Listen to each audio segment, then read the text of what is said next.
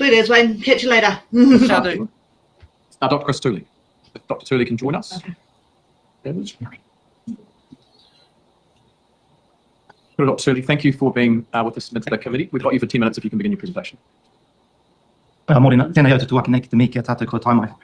Ko Chris Tooley talking ingoa, I'm here on behalf of the Puna Ora o Mataatua. My summary comments are in 4 parts. Let me say from the outset that the starting point for a conversation around Crown Māori partnership should be the text of Te Tiriti, rather than around conventions of principles. The text of Te Tiriti is the only starting point. Let's be clear, existing principles such as partnership, participation, protection and so forth have been forged in the kawanatanga system where Māori have not participated as treaty partners. Existing principles have been forged in Parliament where Māori have not participated as treaty partners. Existing principles have been forged in the courts where Māori have not participated as treaty partners. When we consider the treaty clauses in legislation that enshrine the existing principles both in scope and in weighting, they have never been defined upon the basis of Te Tiriti, but instead in relation to the political expediency of the day. However, existing principles do provide some form of recognition, and it's in this context that the Puna Ora o Mataatua joins with Te Ao Māori in opposing and condemning this bill. The Waitangi Tribunal, Te Matapono, overwhelmingly shows that proposed principles breach Te Tiriti and tikanga Māori. However, the proposed principles have no legitimacy anywhere. When we think about executive and public service conventions, when we think about international and national jurisprudence, when we think about historical, sociological and cultural texts, when we think about economic relationships, these principles have no grounding. They have no correlation to any intellectual discipline anywhere. I'd like to draw your attention to Clause 9 of the bill. It states that nothing in this Act amends Te Tiriti or Waitangi. This is false and deceitful. The Crown does not uphold Te Tiriti or Waitangi. It only gives recognition to Te Tiriti through convention of principles. Therefore, to seek to change the only current form of recognition by the Crown is to fact rewrite the Crown's only application of Te Tiriti itself. This bill can only be described as a simple piece of fiction that only has the intent of colonising Māori. This bill is a unilateral attempt to hijack and overthrow the constitutional development of this country. This bill is a de facto form of nationalism. Now, as a health provider, some comments in relation to Hauora Māori. While not perfect, existing principles supported the establishment of Te Aka Whaiora, the Māori Health Authority. It offered both form and function for Hauora providers in expressing principles such as active protection and equity. The disestablishment of Te Aka Whaiora breached Te Tiriti, as outlined in Y2575, and will soon be heard in front of the High Court later this year. But under these proposed principles, it would prohibit any future initiatives like this to be considered in the first place.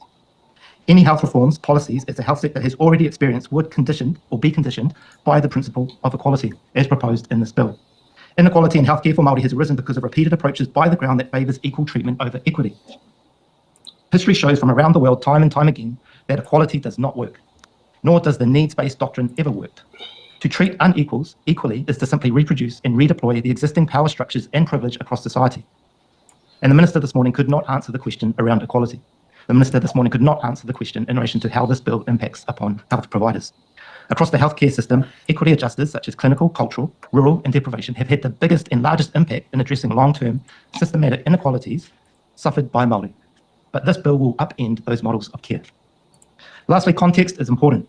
This bill is only one of a number of many other bills that breach Te Tiriti and are assaulting Māori across a number of fronts. Let's remember, during confidence and supply agreement negotiations, this government took steps to try and withdraw from the United Nations Declarations on the Rights of Indigenous Peoples, which enshrines the right to self-determination. While legislation and policies might be different in name, sponsored by different government parties, they are all underpinned by the same structural objective: to eliminate the status of Māori in the public sphere as treaty partners. The Puna Ora o Mataatua not only opposes this bill, but will also actively oppose any further attempts or bills like this in the future. Thank you. Thank you, Dr. Tooley. We've got a couple of questions. The first from Debbie Ngāti with Paaka. I'm aware of the mahi that you've done with Tāpita in the United Nations Declarations of Rights of Indigenous Peoples. Can you share with us what, and quickly, I'm looking at time, part of the constitutional review that happened with NEXT and the next steps? Yeah. So look, when Pete and Tari came to power, they wanted to have a constitutional conversation, and collectively amongst that caucus, they could have easily rewritten a constitutional framework themselves. But we were very well aware that we were within a space of kawanatanga, and so we had a duty of care to enable this country to come together in a kotahitanga environment, in a process in which we could have a conversation around the constitutional review matters, and hence the Constitutional Advisory Panel was established and a 2-year process took place. The right of kawanatanga to make sure that they are enablers in relation to any discussion around constitutional matters, rather than simply imposing a doctrine upon this country, unilaterally without any kind of constitutional discussion across this country. Now, when it came to the United Nations Declaration on the Rights of Indigenous Peoples, Pita came into office, and we had already seen that Indigenous peoples and Māori from across the world had consensus in relation to this declaration. We were aware that the United Nations had already ratified it, and so it was our duty to endorse it on behalf of government. However, it was not our responsibility to then go away and prescribe interpretations in relation to the articles of that declaration. Again, the principle of enablement meant that in this particular environment, at that particular time, we invited the Special Rapporteur for Indigenous Peoples from the UN to come to this country and to provide independent advice and an independent process to bring about how we would then go about implementing the Declaration on the Rights of Indigenous Peoples. And so there is a duty of care that this government has failed to implement in relation to being leaders of this country rather than leaders of a political party. Thank you, Dr. Turley. We'll take a question from Steve Abel, and then if we've got time, Duncan Weird. Kia ora, thank you, Mr. Chair. Thank you for your excellent submission. You articulate strongly how Māori inequitably experience poorer health outcomes than non-Māori. Can you please explain to the committee how, in your statement, inequity in healthcare has arisen because of an approach that favours equal treatment over equitable treatment?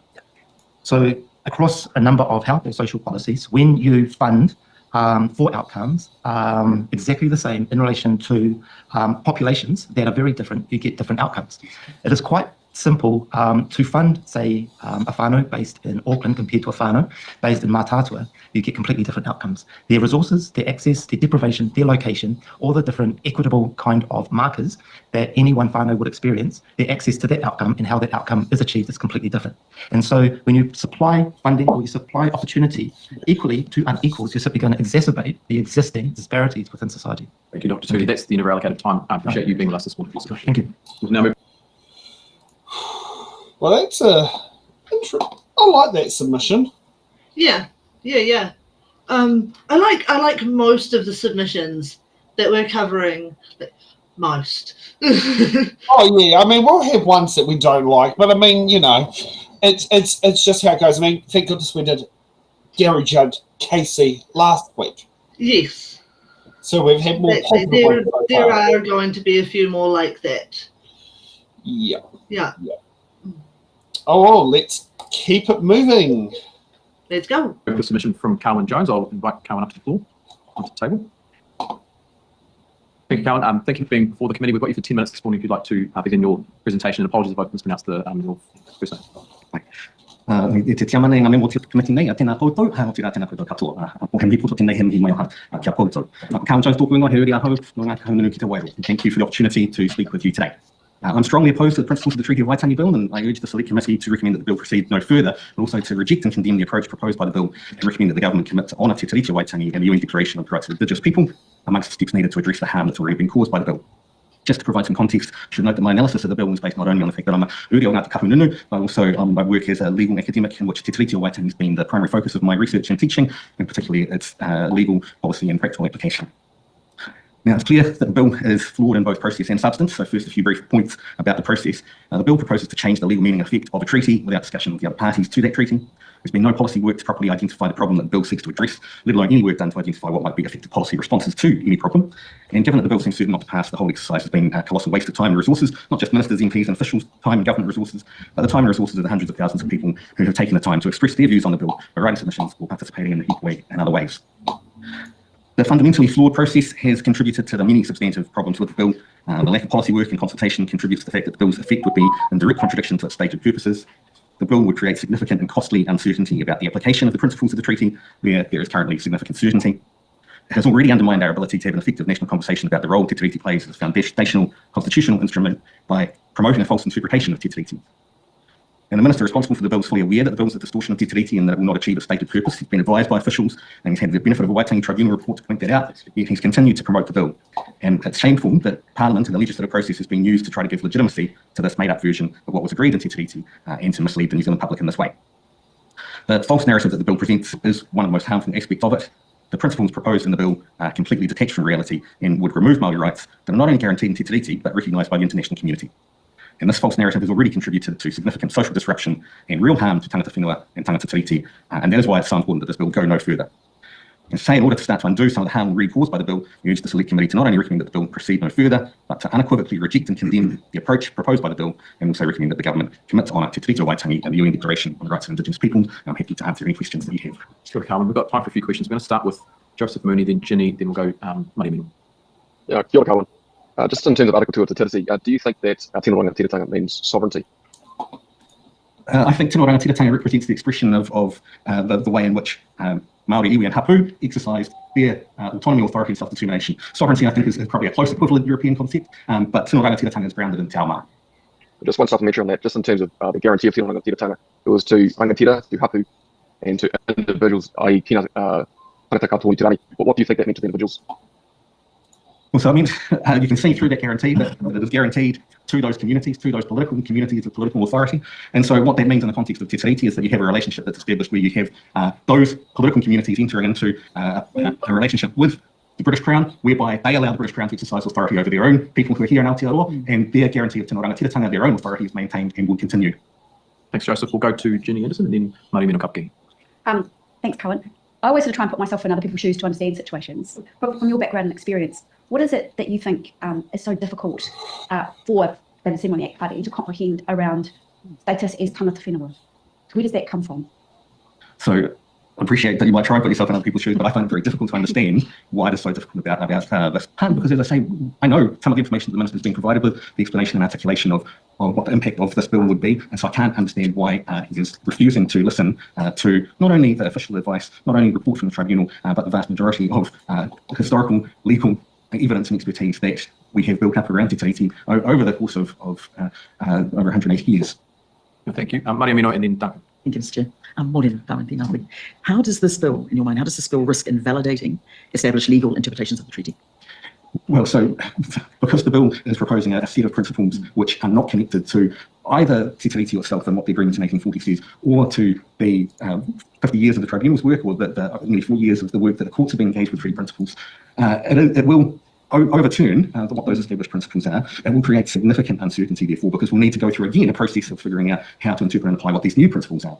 And it is, I think, the really dangerous element about it is that these principles intend to remove Te Rangatiratanga from the equation of the treaty. They remove the treaty as a mechanism that provides human rights in itself, and they, in fact, remove the identity of Māori as a people. Thank you. We'll go a question from Dr. Webb. Kia ora, and thank you online. Thank you for that really thoughtful submission. Stepping outside a little bit, perhaps, David Seymour presented to the committee today and talked about, he suggested that where rights for Indigenous people do not reflect those of the other citizens, that, bad things happen. And I know you've referred to the UN Declaration on the Rights of Indigenous Peoples. Can you talk to us about how internationally the rights of Indigenous peoples are respected in a way that's consistent with broader human rights? Yeah, well, I think the UN Declaration on the Rights of Indigenous Peoples is really important in that regard, because that declaration doesn't intend to create new rights for Indigenous peoples, but rather it is an expression of what is required to give effect to the statements of universal human rights which already exist within the United Nations framework. So the UN Declaration on the Rights of Indigenous Peoples, like many other international conventions and declarations, reflects the fact that in order to recognise and implement the same rights and for people to enjoy the same rights, that you need to take different measures sometimes in order to be able to do that, to reflect the different contexts in which people are in. And does that work in international settings? Can you give us, because the suggestion is that it doesn't, right? Well, I mean, this is a well-recognised principle of the way in which the human rights system works, well recognised by the international community, and it's essentially the way in which the UN system operates. So we have, of course, particular recognition of the rights of women, children, people with disabilities, all kinds of different communities who, in order to fully enjoy their human rights, are required to be recognised in particular kinds of ways. Yeah, kia ora, thank you for that. Thank you, Carmen. Unless there are any burning questions, we might take the opportunity to reclaim a little bit of time from our schedule. So, Carmen, thank you for being with us this morning and for presenting your submission. Thank you. Well, that was Actually, extremely informative. Yeah, I was going to say informative but uneventful. Yeah, but And- putting it into an international viewpoint rather than just New Zealand, like, yeah, trying to remove us, like New Zealand as a country, from the UN Declaration for Indigenous Peoples, like, that's disgusting. It's absolutely disgusting. Big as well to do that.